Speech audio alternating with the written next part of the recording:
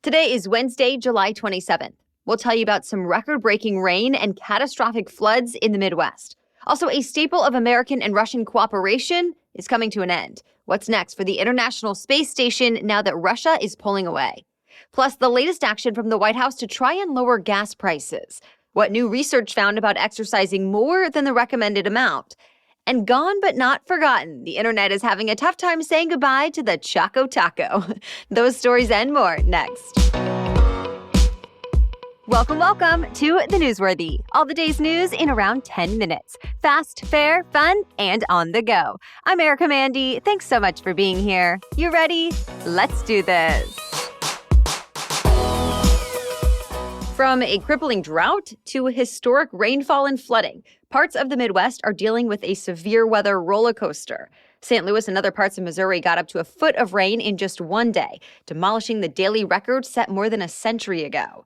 Then came the flash floods that one National Weather Service meteorologist called catastrophic. Interstates and neighborhood streets were turned into rivers, roofs collapsed, and people were forced to leave their homes in inflatable boats. All day, emergency responders were busy rescuing people from their homes or cars. At least one person did die in the floodwaters. Officials say the property damage is significant, likely made worse by the fact that the ground was bone dry before the storm. That said, the water has started to recede a bit, since for now, the heaviest rain is done with. But even more storms are possible in the area later this week. 2,000 miles away, the Pacific Northwest is dealing with a historic heat wave. Portland, Oregon got up to triple-digit temperatures yesterday, and Seattle reached 94 degrees, breaking a high-temperature record. Meteorologists think this could just be the beginning of an unusually long heat spell for that area. Americans could soon notice more savings at the gas station. The Biden administration says it's going to release even more oil from the strategic reserves. This is the fifth time President Biden has authorized this kind of release. And now the federal government is also working on a deal to buy oil from drillers at preset prices to help restock those reserves starting this fall. This is all meant to calm oil prices that have been going up for a while, especially ever since Russia invaded Ukraine. So far, the Treasury Department says releases have made a difference, that right now gas costs 40 cents per gallon less than it would have without the releases. Although analysts don't all agree with those numbers. An expert from Gas Buddy says gas prices have gone down for a lot of reasons, not just the releases, like refineries have also been improving their supplies. Whatever the reason, gas prices have gone down. Right now, AAA says the national average is $4.32 a gallon, down from nearly $5 a gallon a month ago. But it's still much higher than a year ago, when the national average was $3.16. Well, the world could be on the brink of a global recession. That's according to the International Monetary Fund, aka the IMF. For the second time this year, the IMF downgraded its outlook for the world economy, mostly blaming three things. 1, Russia invading Ukraine. 2, inflation. And 3, COVID-19. The IMF says those three factors have inflicted pain in every continent, even more than expected. And the latest data mean the world is facing one of its weakest years since 1970. But it's not all bad. When the IMF broke things down by country, it showed most of the world is still going in the right direction. The one that seems to be the worst off is Russia, which is expected to see its economy shrink by 6%. Back here in the U.S., expect even more big news about the economy this week. The Federal Reserve is expected to raise interest rates quite a bit more than usual today as a way to slow inflation. So we'll keep you updated. As Russia continues to isolate itself here on Earth, it has plans to do the same in outer space. Russia says it will pull out of the International Space Station after 2024 and build its own space station. This marks the end of an era, since for the last 3 decades, astronauts from Russia, the U.S., Europe, Japan, and Canada have worked together on the ISS, doing scientific research in zero gravity and testing technology for future journeys to the Moon and Mars. Now, it's not clear if the ISS can keep operating after 2024 without the Russians. NASA was planning to use the station until 2030, but Russia has been in charge of the systems that keep the ISS in the right orbit. NASA has already given contracts to 3 American companies to develop space stations to replace the ISS, since it's aging anyway, but it's not clear when any of those stations could be ready to go. And if none of them are ready in the next few years, well, there may be a time when Americans don't have a real presence in space. For now, the U.S. federal government says it's exploring options.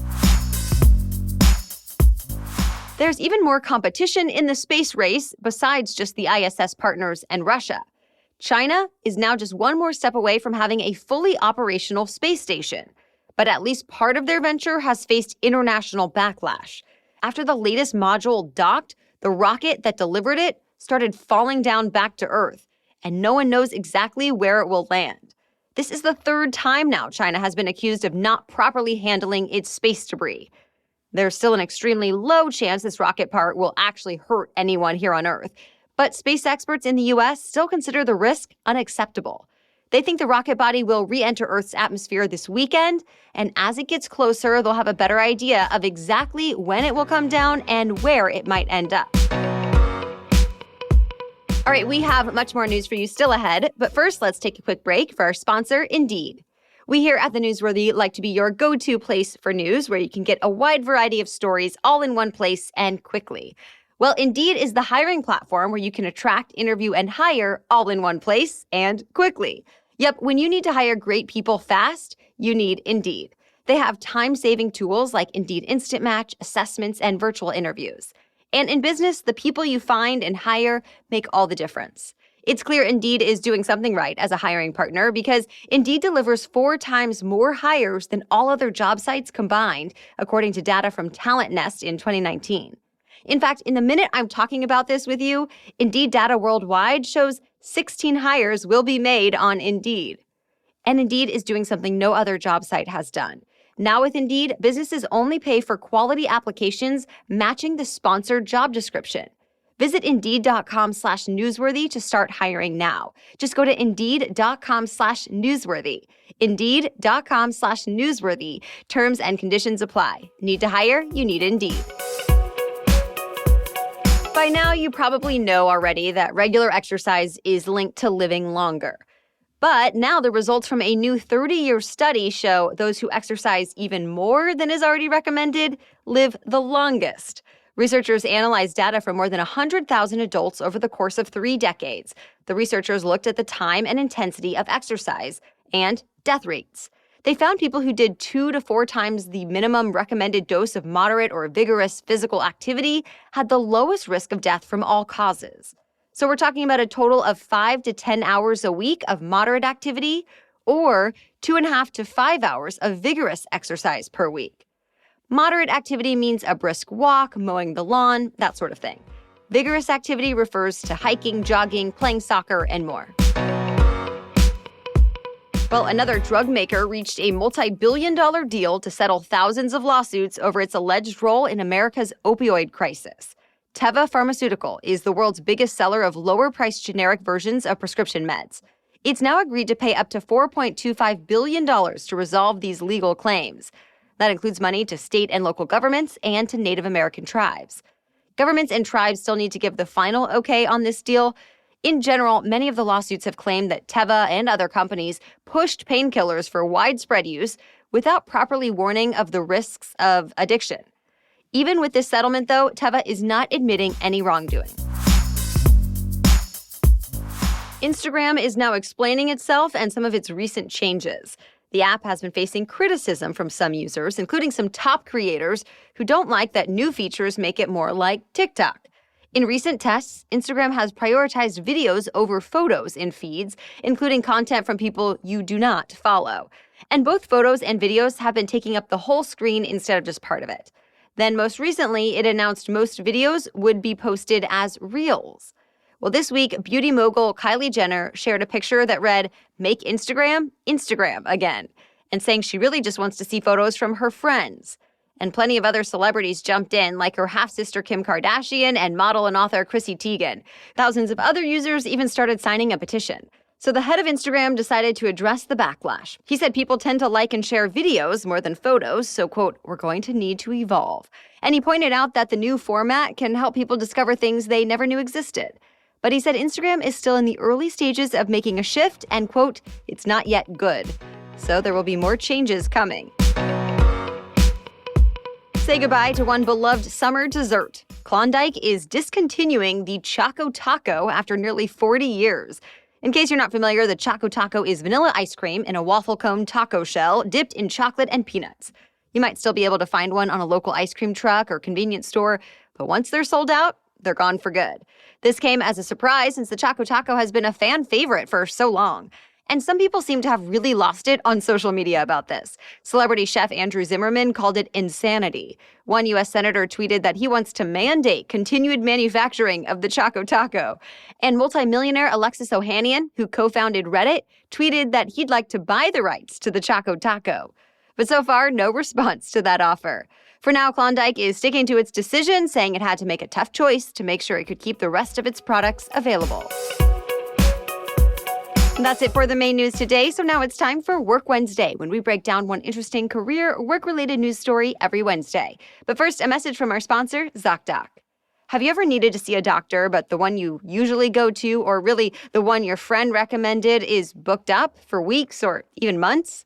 Maybe that recommendation for the doctor your coworker gave you is not even taking new patients at all, or that office doesn't take your insurance. I know I've experienced all of the above. Finding a new doctor can feel like such a time-consuming hassle. But ZocDoc helps solve all of those problems. ZocDoc is a free app that shows you doctors who are patient-reviewed, take your insurance, and are available when you need them. And ZocDoc's mobile app lets you quickly search, find, and book doctors with a few taps. And I'm talking about doctors that are in-network, in your neighborhood, and available ASAP. You can also read verified patient reviews. Simply go to ZocDoc.com, find the doctor that is right for you, and book an appointment in person or remotely, whatever works for your schedule. Go to ZocDoc.com/newsworthy and download the ZocDoc app for free. Then start your search for a top-rated doctor today. Many are available within 24 hours. That's ZocDoc.com/newsworthy, ZocDoc.com/newsworthy. Now back to Work Wednesday.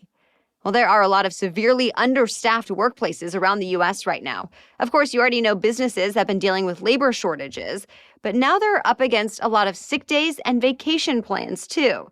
The Census Bureau says over a period of 2 weeks earlier this month, nearly 4 million people did not work because they either had COVID-19 symptoms or were taking care of someone else with COVID-19.